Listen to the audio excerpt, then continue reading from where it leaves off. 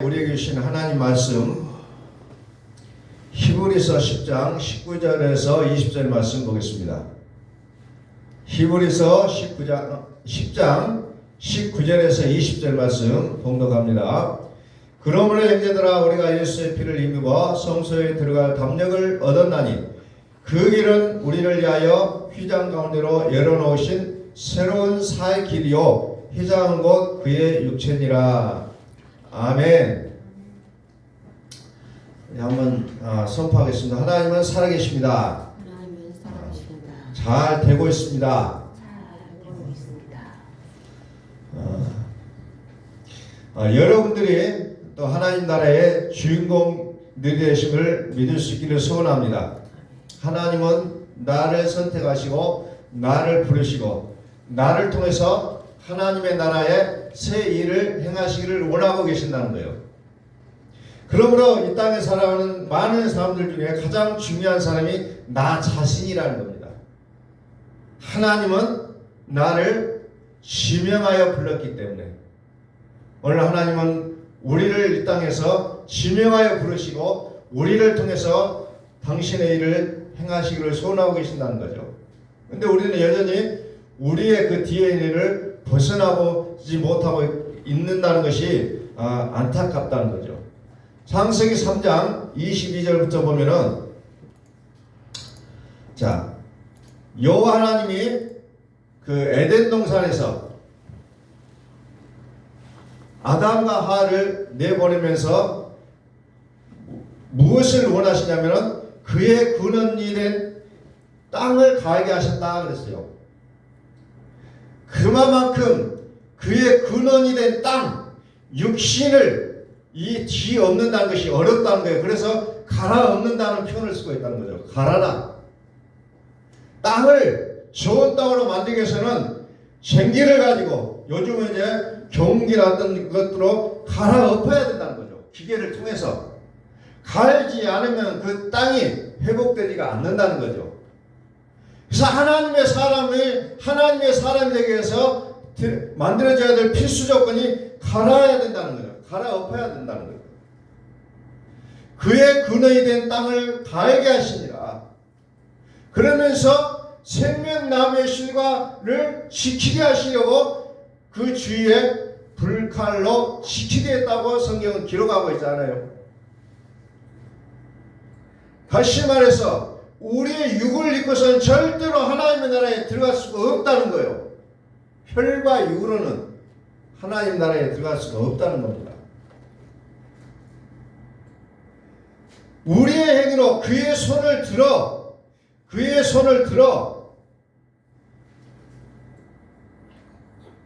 그 생명나무 열매도 따먹고 영생할까 하노라 그래요. 그의 손으로 하는 일을 하나님은 기뻐하시지 않는다는 거예요. 하나님은 당신의 일을 하나님 자신이 하시기를 원하신다는 겁니다. 우리는 뭡니까? 거기에 믿음으로 들어가라는 거죠. 그러면 하나님께서 다 하시겠다는 거죠.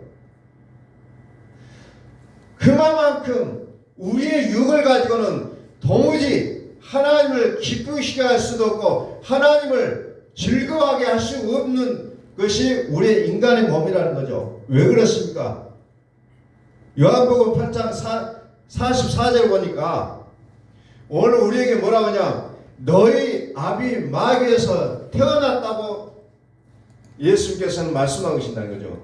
너희 아비 마귀에서 났으니 너희 아비의 욕심대로 너희도 행하고자 하느니라. 우리가 하고 있는 일들이 하고 나면은 다 누구의 일이 됩니까? 마귀의 그 일이 돼버리고 만다는 겁니다. 다시 말해서 우리의 몸속에 흐르는 피가 어떻게 보면은 마귀의 피가 흐르고 있다는 거예요. DNA가 마귀로 되어 있다는 거죠. 그래서 히브리서 2장 14절에는 뭐라 합니까? 죽음의 세력을 잡은 자 마귀라고 표현하고 있어요. 죽음은 우리의 몸을 얘기하고 있어요. 몸을 사망이라고 얘기하고 있습니다. 그래서 오라 공관자로다. 이 사망의 몸에서 누가 나를 건져낼 수 있겠느냐고 사도 바울의 고백을 탄식하고 있다는 거죠. 사망의 몸, 이 몸을 주관하고 있는 것이 마귀였다는 거죠. DNA가 마귀였다는 거죠. 이것에서부터 벗어나야 하나님께서 불칼을 치우시겠다는 거죠. 갈라디아서 3장 22절에서는 또 뭐라고 얘기합니까? 성경이 모든 것을 죄 아래 가둬놨다는 거예요. 그러니까 이 죄 아래 가둬놓은 것을 떨어내야 된다는 거죠. 뜯어내야 돼요. 참 이게 어렵다는 겁니다. 죄 아래 가둬놨어요. 그 죄 아래 가둬놨는데 그 속에 뭐가 들었습니까? 하나님의 약속이 들어있다는 겁니다. 그런데 이 죄를 걷어내지 않는 이상은 하나님의 약속을 알 수도 깨달을 수도 없다는 거예요. 이게 참 우리에게서는 불행한 일이잖아요. 모든 것을 죄 아래 가둬놨다는 겁니다. 이게 바로 어떻게 보면 우리가 요즘 집을 들어가기 전에 항상 비밀번호를 누르고 뭐 같은 뭔가를 해야 되잖아요. 그걸 하지 않으면 들어갈 수가 없는 것처럼 하나님 나라에 들어가려면 이 죄를 걷어내지 않으면 절대로 들어갈 수가 없다는 거예요. 그러나 성경이 모든 것을 죄 아래 가두었으니 이는 예수 그리스도를 믿음으로 말미암는 약속을 믿는 자들에게 주리라 함이라. 그래서 우리의 인생이 힘들고 어렵고 근심과 염려와 걱정 속에 여전히 놓여 있다는 겁니다.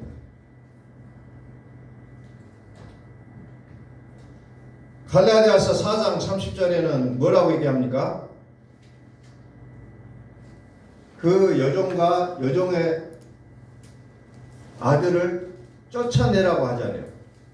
그만큼 강력한 표현을 쓰고 있어요. 쫓아내지 않으면 이 좋은 것들을 너에게 줄 수가 없다는 겁니다. 그래서 하나님으로부터 좋은 것을 받기 위해서는 절차가 필요했다는 거예요. 그런데 우리는 그 절차를 무시하고 오직 예수의 이름으로 모든 것을 이제 나가려고 한다는 거죠. 자, 오늘 본문 말씀 봅니다. 본문의 말씀은 보면 다시 한번 봅니다. 그러므로 형제들아 우리가 예수의 피를 힘입어 성소에 들어갈 담력을 얻는다니 그 길은 우리를 위하여 휘장 가운데로 열어놓으신 새로운 살 길이라고 했어요. 예수의 피를 힘입어서 성소에 들어갈 담력을 얻었다. 그리고 그 길은 어떤 길입니까? 새로운 살 길이다. 새로운 살 길이다. 다시 말해서 이 길이 아니면 안 된다는 거예요. 그래서 우리는 예수의 피로 말미암아 우리의 육의 죄를 씻음받았고, 그리고 그리스도의 피로 말미암아 이제 우리의 양심까지도 깨끗하게 하는 그 축복을 우리가 받을 수 있게 됐다는 거예요. 그 길을 가리켜서 새로운 살 길이다 얘기하고 있습니다. 옛날에 우리가 어렸을 때 길들이 이제 새롭게 이제 좋은 길이 나기 시작했어요. 그런데 그때 당시에 그게 좋은 길이었어요. 왜? 넓고 버스도 다닐 수 있는 길이기 때문에 그것을 신장로라고 이렇게 이름을 불렀다는 거죠. 그런데 여전히 그곳에는 자갈이 있었고 먼지가 많았어요. 그런데도 불구하고 그 길을 만들 때마다 좋아했고, 어린 아이들은 그 먼지가 나는 버스가 지나가면 거기를 쫓아가고 했던 그런 기억들이 있어요. 그런데 예수님을 통해서 만들어낸 새로운 살 길은 그런 길이 아니라는 거죠. 완벽한 길이라는 겁니다. 완벽한 길이라는 거죠.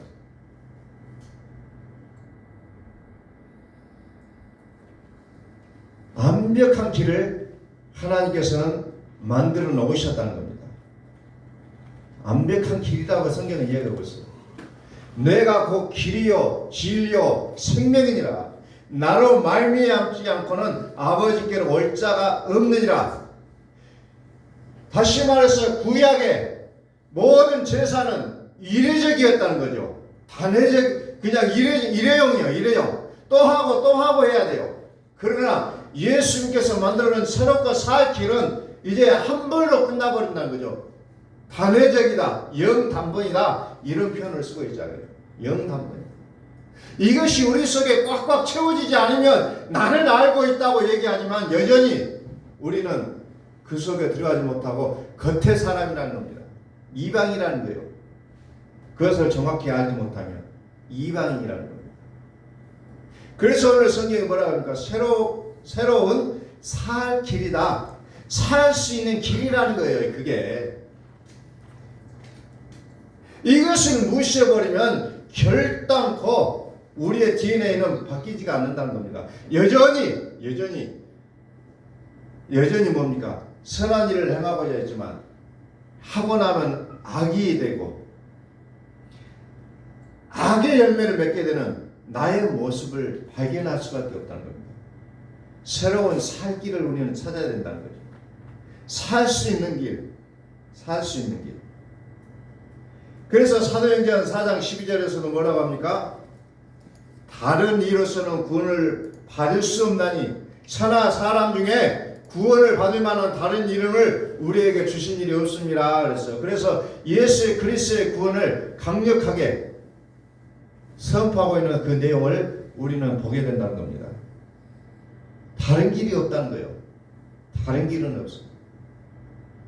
많은 사람들은 꼭 그 길만이 답이냐, 이 길도 있고 저 길도 있지 않느냐 얘기하고 있지만 그러나 하나님은 다른 길을 주신 일이 없다는 거예요. 오직 한 길밖에 없다는 거예요. 그래서 예수 그리스도를 알고 그것을 믿음으로 받아들이는 자의 그 축복이 남다르다는 겁니다. 세상에서는 그것이 아닌 것 같은 느낌이 들 때가 있고 다른 길로도 갈 수도 있을 것 같은 생각이 들어요. 우리 이성으로는. 그러나 오직 하나님이 이 한 길만을 열어놓으셨기 때문에 그것을 믿는 자에게 주어지는 그 축복은 과히 상상할 수 없는 거라는 거죠. 세상에서 잠깐 어느 그 달콤함과 비교할 수 없다는 거예요. 절대로 비교할 수 없다는 겁니다. 죄의 DNA 거기서 헤어나와야 된다는 거죠. 그것이 새로운 살 길을 열어놓으신 오직 그리스도의 피밖에 없다. 그것이 히브리서 10장에서 강조하고 있는 내용이라는 겁니다. 그리스도의 피밖에 없다. 오직 그리스도의 피. 그러므로 우리에게 주어진 이 구원이라는 것이 얼마나 소중한 것인지를 우리는 다시 한번 기억하게 된다는 겁니다. 다시 한번 기억하셔야 돼요. 그래서 우리는 이 큰 구원을 등한히 여길 수 없다. 히브리서 기자는 이렇게 얘기하고 있잖아요. 등한히 할 수가 없다는 거예요. 우리에게 주어진 이 구원은 너무나도 소중하고 너무나도 귀한 것이기 때문에 등한히 여길 수 없다. 빌립보서 2장 12절에서 뭐라고 얘기합니까? 두렵고 떨림으로 항상 복종하여 두렵고 떨림으로 너희 구원을 이루라 그랬어요. 나는 구원받았으니 이제 끝났다가 아니고 두렵고 떨림으로 너희 구원을 이루라는 겁니다. 어떤 교파에서는 이제 구원받았으니 신경 안 써도 된다는 거죠. 또 어떤 또 그 반대로 나가는 겁니까? 나는 날마다 어떤 새로운 공을 쌓아야만 구원을 얻을 수밖에 없다라고 표현한다는 거죠. 그러나 성경은 꼭 극단적으로 나가는 것이 아니라 우리가 이미 구원받았지만 말씀을 듣고 순종하는 길을 또 하나님은 원하고 계신다는 거죠. 항상 복종하여 두렵고 떨림으로 너희 구원을 이루라. 우리의 삶은 좀 모든 것이 좀 해결돼 버렸으면 좋겠다는 생각이 들 때가 많아요. 저도 마찬가지고 여러분들도 아마 그런 생각을 많이 하실 거예요. 이제 이 고통에서 벗어나고 이 고민에서 끝나버렸으면 좋겠다. 근데 하나님께서 끊임없이 우리에게 말씀하신 게 뭘까? 라는 부분이죠. 전도서 12장 1절에 보니까 너는 청년의 때에 너의 창조자를 기억하라 그랬어요. 창조자를 기억하라. 요한복음 1장에 보면 창조자가 누굽니까? 그분이고 그리스도라는 거죠. 말씀이 육신이 우리 가운데 거하시며 은혜와 진리가 충만하더라. 그리스도를 소개합니다. 어떤 날에 기억합니까? 공고한 날이 이르기 전에, 나는 아무 낙이 없다고 할 해가 가깝기 전에, 해와 빛과 달과 별들이 어둡기 전에, 비디의 구름이 다시 일어나기 전에 무엇을 합니까? 창조주를 기억하라는 거죠. 닥치고 나서 아 뜨거워하지 말고 평소에 기억하라는 겁니다. 평소에. 그걸 하지 못하기 때문에 성경에 기록하고 있다는 거죠. 사람이 잘 그것을 못한다는 거죠. 그래서 기억하라. 너희 창조주를 기억하라. 공고한 날에 이르기 전에, 아무 낙이 없다고 할 해들이 가깝기 전에, 해와 달과 빛과 달과 별들이 어둡기 전에, 비리의 구름이 다시 일어나기 전에, 터지고 나서야, 그때서야 살 길을 찾는 것이 아니라 미리서부터 새롭고 살 길을 찾으라는 겁니다. 이것이 하나님께서 우리에게 원하시는 그 길이라는 거죠. 자, 지난 시간에도 말씀을 봤듯이 골로새서 2장에 보니까 뭐가 나옵니까? 하나님의 비밀이 그리스도를 깨닫게 하는 것이다 그랬어요. 하나님의 비밀은 그리스도다. 그래서 그리스도 안에 가니까 지혜와 지식의 모든 보화가 감춰져 있다. 성경은 지혜 아래 모든 것을 가둬놨는데 이것이 어디서 풀어집니까? 그리스도라는 이 이름 속에서 풀어진다는 거예요. 그런데 우리는 어때요? 다른 데 가서 그것을 풀려고 찾는다는 겁니다. 여기저기 다니면서 아, 이 길이 맞는가 보다, 이 길이 맞는가 보다 라고 우리는 그 길을 찾아 헤맬 때가 많이 있다는 거죠. 근데 성경은 오직 그리스도 안에 그 모든 것을 가지고 있다라고 얘기합니다. 그리스도 안에는 지혜와 지식의 모든 보화가 감춰져 있느니라. 내가 이것을 말하면 아무도 겸비한 말로 너희를 속이지 못하게 하려 함이라. 겸비한 말로 속이지 못하게 하기 위해서 이것을 분명하게 얘기하고 있다는 겁니다. 오늘 그리스도라는 그분이 내 안에 살아계신다면 우리는 좌로나 우로나 치우치지 않을 수밖에 없어요. 어떤 세상의 철학이나 속임수에 우리는 넘어가지 않게 되어 있다는 거죠. 그런데 내 안에 그리스도가 사시지 않으면 우리는 끔찍한 일을 경험할 수밖에 없다는 겁니다. 그래서 성경의 중심에는 오직 그리스도로 그 중심이 되어 있다는 거죠.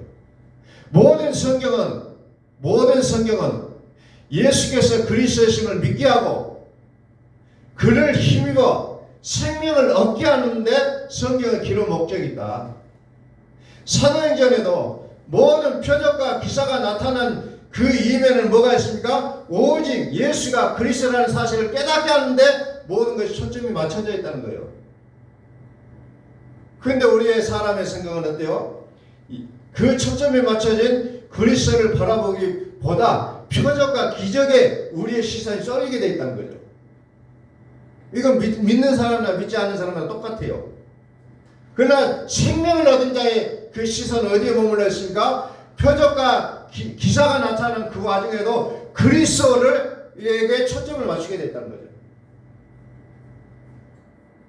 그래서 마지막 때에 그리스도가 여기 있다 저기 있다 할지라도 너희는 가지 말라고 얘기하고, 그때 당시 표적과 기사는 수없는 거짓 선지자들이 나타나게 할 것이다 라고 얘기하지만 거기에 조금도 흔들지 말라고 성경은 얘기하고 있다는 겁니다. 그 핵심이 뭐고 진짜 하나님께서 말씀하시고자 하는 그 내용이 뭔가를 우리는 아셔야 된다는 거예요. 세상은 음녀가 가지고 있는 것들로는 하나님의 나라에서 가지고 있는 것과 뭔가 비슷하다는 거예요. 너무너무 똑같게 보인다는 겁니다. 내 눈으로 봤기 때문에 그것이 확실하다가 아니라 내 눈은 거짓말할 수가 있다는 거예요. 그러나 그리스도는 우리에게 거짓을 말하지 않는다는 거예요. 그래서 우리는 그리스도를 붙잡을 수밖에 없다는 거예요. 내 눈은 거짓을 얘기합니다. 가짜도 진짜같이 보여요. 짝퉁이 진짜로 보인다는 겁니다. 보통 사람들은 짝퉁과 진품을 갖다 놓으면 짝퉁을 진품으로 얘기하는 경우가 너무 많다는 거예요. 왜? 진품보다 짝퉁이 더 진품 같거든요.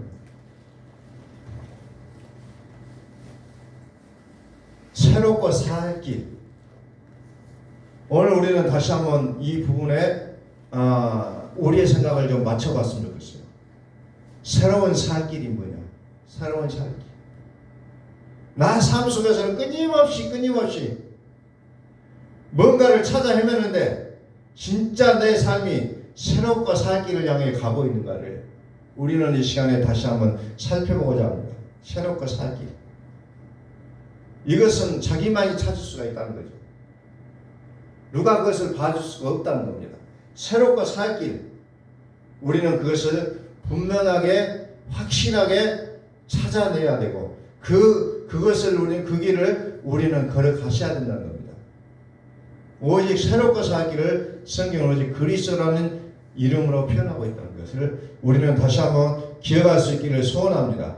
더 이상 우리는 헤매지 말고 속지 말고 오직 그리스도에게 우리의 인생에 답이 있음을 우리는 다시 한번 기억할 수 있기를 소원합니다.